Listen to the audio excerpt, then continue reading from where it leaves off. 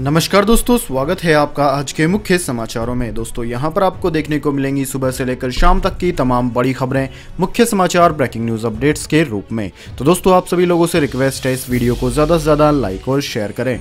तो दोस्तों सीधे चलते हैं आज की पहली बड़ी खबर की ओर। 5 राज्यों के नतीजे। खेला तो नंदीग्राम में हुआ। पहले 1200 वोटों से ममता की जीत का ऐलान, फिर 1622 वोटों से हराने का भाजपा का दावा। इलेक्शन कमीशन ने कहा कि ममता 1453 वोटों से है आगे। जी हां दोस्तों, कोरोना के रिकॉर्ड मामलों के बीच 62 दिन चली चुनावी प्रक्रिया के बाद रविवार को बंगाल, असम, तमिलनाडु, केरल और पुडुचेरी के चुनावी नतीजे आ गए।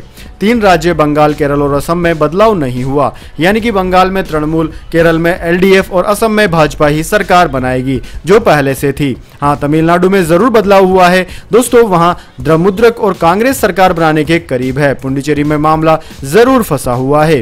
दोस्तों इन 5 राज्यों के नतीजे पर अकेली नंदीग्राम सीट का फैसला भारी पड़ गया है। खेला और झमेला में भी यही होता दिखा। दरअसल दोस्तों बंगाल की इस सीट से खुद सीएम ममता बनर्जी मैदान में थी। उनका मुकाबला अपनी पार्टी छोड़कर भाजपा में गए शुभेंदु अधिकारी से था। शाम 4:30 बजे खबर आई कि नंदीग्राम में ममता 1200 वोटों से जीत गई, लेकिन करीब 1.5 घंटे बाद शाम 6 बजे भाजपा की आईटी सेल के प्रमुख अमित मालवीय ने दावा किया कि ममता जीती नहीं बल्कि 1622 वोटों से हार गई है। उधर चुनाव आयोग की वेबसाइट अलग ही आंकड़े बता रही है। रात 9:30 बजे की स्थिति के मुताबिक ममता इस सीट से अभी शुभेंदु से 1453 वोटों से पीछे है। दोस्तों बंगाल के पूरे चुनाव में सबसे ज्यादा चर्चा इसी सीट की रही है। तृणमूल छोड़कर भाजपा में आए शुभेंदु ने कहा था कि वे 50,000 वोटों से जीतेंगे और अगर हार गए तो राजनीति छोड़ देंगे। वैसे दोस्तों टोटल की बात की जाए तो कुल 294 सीटें हैं, जिनमें से तृणमूल कांग्रेस 200 से ज्यादा सीटों पर आगे चल रही है। इसके बाद दोस्तों अगली बड़ी खबर। जीत के जश्न में टीएमसी कार्यकर्ताओं ने उड़ाई कोविड नियमों की धज्जियां। इलेक्शन कमीशन ने दिए कार्यवाही के निर्देश। जी हां दोस्तों, पश्चिम बंगाल विधानसभा चुनाव नतीजों से गदगद तृणमूल कांग्रेस यानी कि टीएमसी कार्यकर्ता जमकर कोविड नियमों की धज्जियां उड़ा रहे हैं। तृणमूल कांग्रेस कार्यकर्ताओं द्वारा सड़कों पर उतरकर जश्न मनाने, फटाखे छोड़ने और एक दूसरे को गुलाल लगाने पर इलेक्शन कमीशन ने कार्रवाई का पूरा मन बना लिया है। इलेक्शन कमीशन ने राज्य प्रशासन को उन सभी थानों के खिलाफ कार्यवाही करने को कहा है जो जीत के उत्साह में लोगों को रैलियां निकालने से रोक नहीं पाए। उसने पहले की मतगणना के दौरान या बाद में कोई भी जुलूस या रैली निकालने पर रोक लगा दी थी। जब तृणमूल कांग्रेस के कार्यकर्ता पार्टी के खेला हो बे गाने पर नाच गा रहे थे तब उन्होंने मास्क नहीं लगा रखा था। यहाँ जगह जगह तेज आवाज में इस गाने पर तृणमूल कांग्रेस कर्ताओं ने खुशियां मनाई। इस पर एक चुनाव अधिकारी ने ट्वीट किया, निर्वाचन आयोग ने संभावित जीत का जश्न मनाने के लिए लोगों के इकट्ठा होने की खबरों का गंभीर संज्ञान लिया है। उसने सभी 4 राज्यों व एक केंद्र शासित प्रदेश के मुख्य सचिवों को हर ऐसे मामले में एफआईआर दर्ज करने, संबंधित थाना प्रभारी को निलंबित करने और हर ऐसी घटना पर तत्काल कार्रवाई की रिपोर्ट देने का निर्देश दिया है। इसके बाद दोस्तों अगली बड़ी खबर। बंगाल में जीत के लिए प्रधानमंत्री मोदी ने ममता बनर्जी को दी बधाई। बोले कोविड-19 के खिलाफ लड़ाई में पूरा रहेगा समर्थन।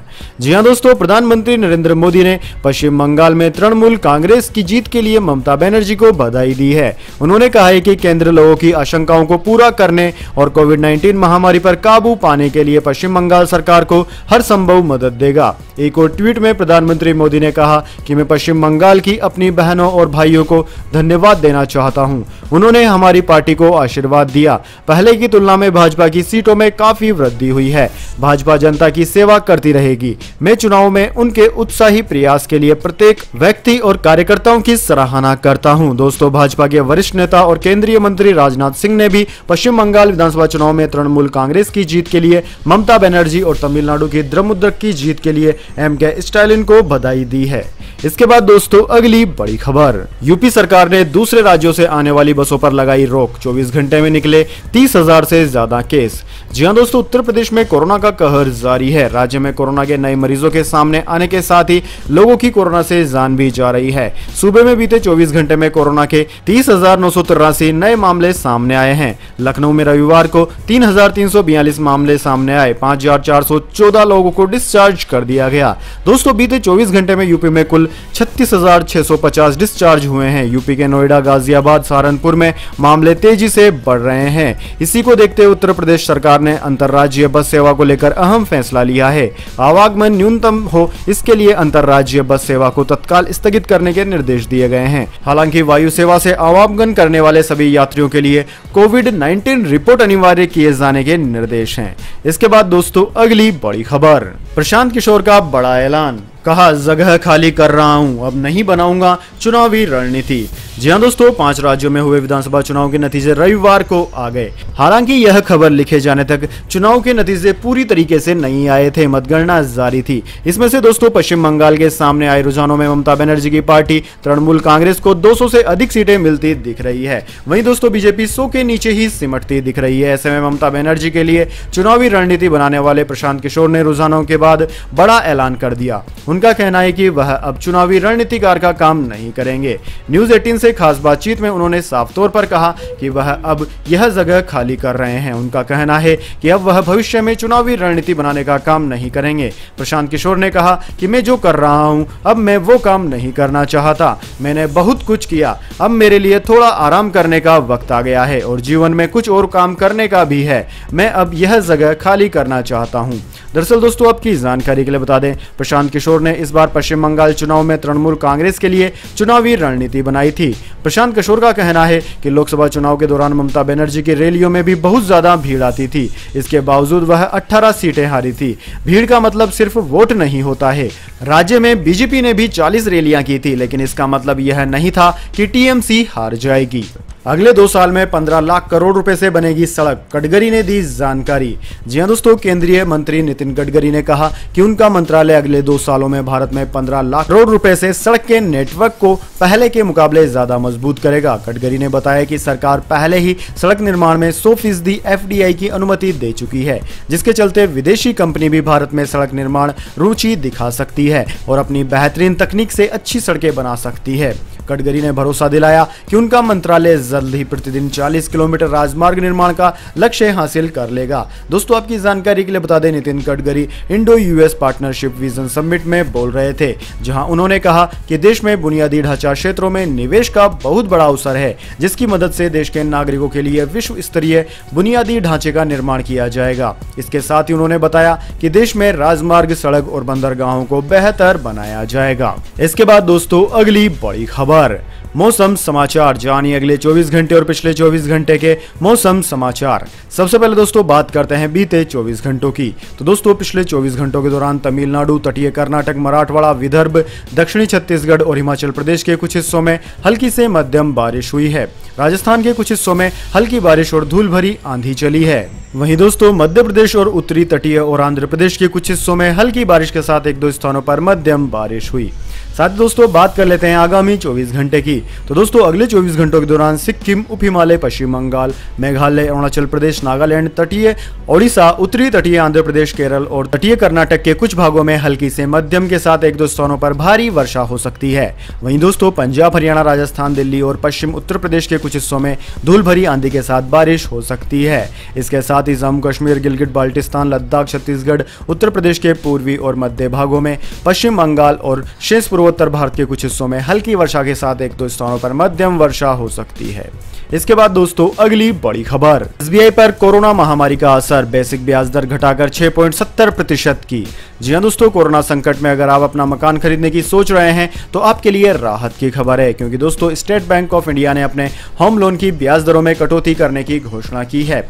दोस्तों बैंक ने शनिवार को कहा कि 30 लाख रुपए तक के होम लोन पर अब लोगों को 6.70% की दर से ब्याज देना होगा। वहीं 30 लाख से 75 लाख तक के होम लोन पर 6.95% और 75 लाख से ऊपर के होम लोन पर 7.05% की दर से ब्याज देना होगा।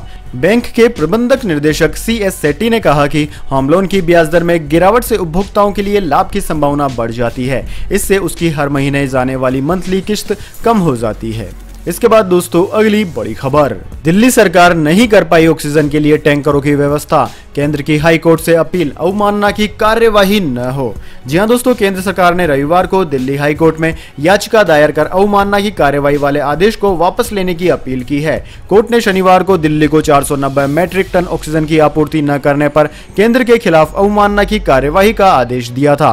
केंद्र ने कहा है कि दिल्ली सरकार कुछ टैंकरों को छोड़कर बाकी व्यवस्था करने में नाकाम रही है। केंद्र ने अदालत से अवमानना का सामना करने के लिए तैयार रहने से संबंधित आदेश को वापस लेने का अनुरोध किया है, जिस पर अदालत ने दिल्ली सरकार से जवाब मांगा है। जस्टिस विपिन सांघी और रेखा पल्ली ने छुट्टी के दिन विशेष सुनवाई करते हुए दिल्ली सरकार को एक नोटिस जारी कर बुधवार तक इस मामले में जवाब दाखिल करने का निर्देश दिया है। अदालत ने कहा है कि वह केंद्र की याचिका पर गुरुवार को सुनवाई करेगी, जबकि अन्य मामलों की सुनवाई सोमवार को होगी।